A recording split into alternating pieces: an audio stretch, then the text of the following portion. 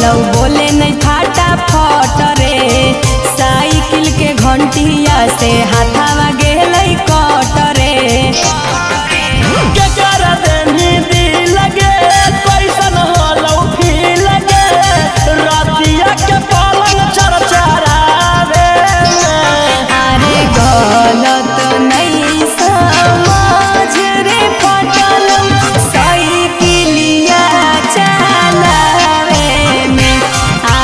गलत नहीं समझ रे फटल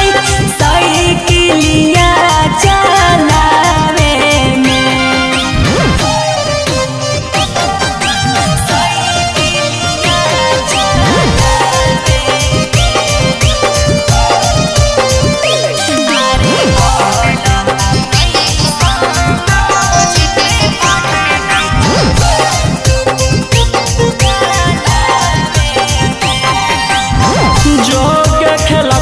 छौड़ी आज से बरे कब बुझ गेलियो रोहिया से करवैले होके तोरा गेला से नहीं होतौ हमारा छौड़ा टेंशन करे वाला हमरो ह कई ढेर